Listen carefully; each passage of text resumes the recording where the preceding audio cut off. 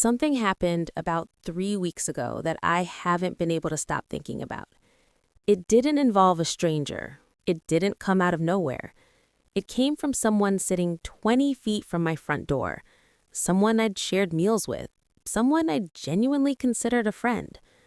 My neighbor found my ex-wife on Facebook and messaged her multiple times, without telling me, without asking me, without a single thought about what that would mean for either of us. And when I found out, something that had taken me 18 months to build very carefully started to crack. This is that story. To understand why this hit me the way it did, you need the background. I was married for 6 years to someone I met when I was young and stupid and completely convinced I had everything figured out. We got serious fast, the kind of relationship that moves at its own pace and you just follow it because it feels right. Got married after 2 years of dating. Big wedding, both families, the whole thing. And honestly, for a while it was good. Really good. The kind of good where you forget that things can change. But somewhere around year 4, things started shifting. Not in one big moment, just slowly, quietly. The way things do when two people are growing in different directions and neither of them wants to say it out loud. By year 5, we were functioning, polite, present, but something essential was gone. By year 6, we both knew. And one evening, we finally sat down and had the conversation that ended it. No screaming, no dramatics, just two people admitting quietly that love alone isn't always enough to hold something together. That conversation was one of the hardest things I have ever done in my life. The divorce took 8 months.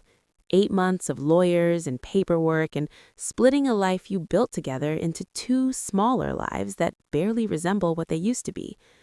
When it was done, I moved. New place, new neighborhood, new start. And she did the same. We weren't enemies. We just both understood that the kindest thing we could do for each other was stay completely out of each other's orbit. No contact, no social media, no checking in through mutual friends. Clean. About 6 months after I moved in, R moved into the unit next to mine. Seemed like a decent guy from day one. Early 30s, worked from home, easy to talk to. We started with hallway small talk, and slowly it became something more. Grabbing food occasionally, watching games, the kind of low-maintenance friendship that doesn't require any effort. I told him about my divorce at some point. Not in detail, just the basics. 6-year marriage, didn't work, still healing. The kind of thing you share when someone asks and you don't feel like lying. At some point, I showed him an old photo on my phone. One of those moments where you're talking about your past and you just pull something up without thinking. I didn't think anything of it. He saw her face for maybe 10 seconds. I should have thought more about that. By the time all of this happened, 18 months after the divorce, I had finally reached something that felt like real peace. Not the performed kind, not the kind where you tell people you're fine and then go home and stare at the ceiling. The actual kind, where you wake up and your first thought isn't about her, where you go a full week without replaying conversations that don't exist anymore. That peace cost me everything to build. Therapy, distance, discipline. Choosing every single day to not look backwards. And she was doing the same, building her own version of that quiet, moving forward, living her life. We weren't in contact. We didn't need to be. And that was the healthiest thing about the whole situation. What I didn't account for was someone else deciding to build a bridge between 2 worlds that were intentionally kept separate. R knew about my past. Not everything, but enough. And apparently, that was enough for him to go looking. I found out from a mutual friend, someone who knows both me and my ex casually through an old shared social circle.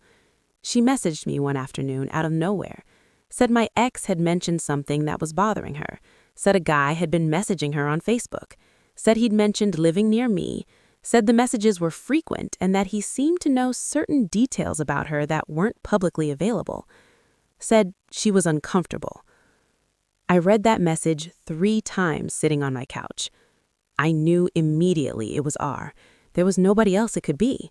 Nobody else in my current life who knew her name, knew her face, knew enough to go looking. And the thing that hit me first wasn't even anger. It was this heavy, sinking feeling, like watching something you worked incredibly hard to protect get knocked over by someone who didn't even realize they were standing too close to it. She was uncomfortable. That's the part I couldn't move past. She wasn't asking for that contact.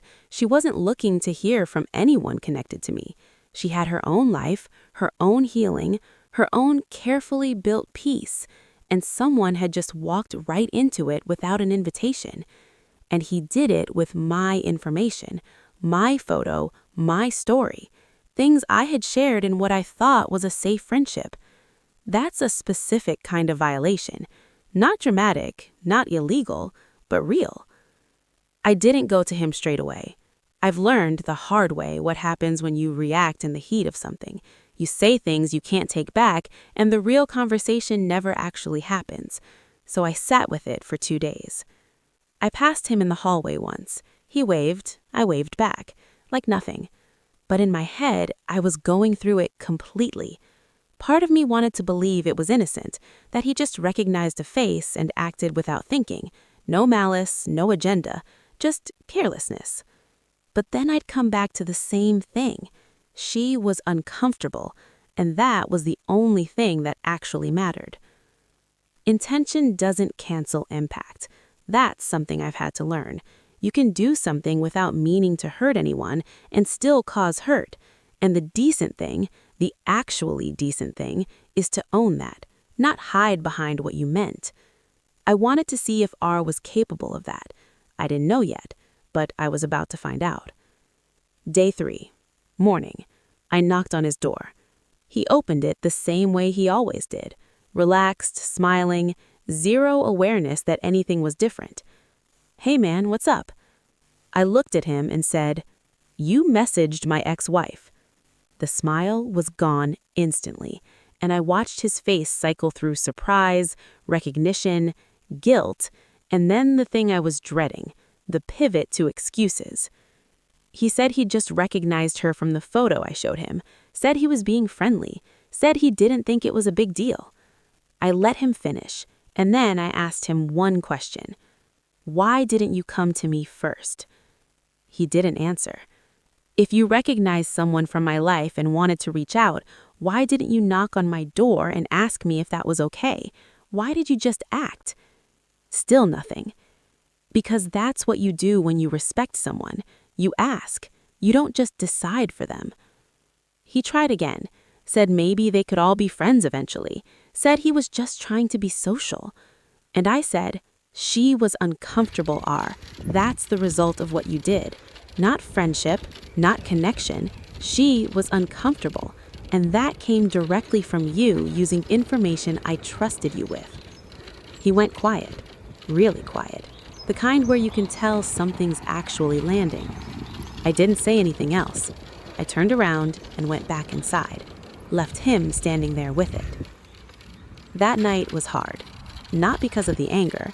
The anger had mostly passed by then, but because the whole thing had stirred up a part of my life I had worked so carefully to make still. I thought about her, not with longing, just with this quiet protectiveness, like she had fought hard to get to where she was, and she deserved to stay there without interference from a world she had moved on from. And I thought about how quickly someone else's thoughtlessness can reach into your life and disturb something you've spent months making peaceful. Next morning, he knocked on my door. He looked like he hadn't slept, and when I opened the door, he didn't lead with excuses this time. He just stood there for a moment and then said, "I'm sorry, genuinely. I didn't think about how that would land for you or for her. I acted without thinking, and that was wrong. It won't happen again." No backtracking, no qualifiers, just sorry. I believed him. I could see it was real. I didn't tell him it was fine. It wasn't fully fine yet. But I looked at him and said, "I appreciate that.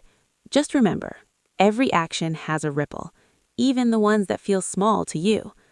He nodded, and that was it. Me and R are still neighbors, still civil, but there's a distance between us now that wasn't there before. I'm okay with that distance. Maybe it was always supposed to be there and I just didn't see it. I checked in through the mutual friend and my ex was okay. Annoyed, a little unsettled, but okay. Moving forward the way she always does. And then that evening, I did something I hadn't done in months. The text. I texted her. First time since the divorce was finalized. Just 2 lines. I heard about the messages. I handled it. I'm sorry that happened to you. She replied about 20 minutes later. Thank you.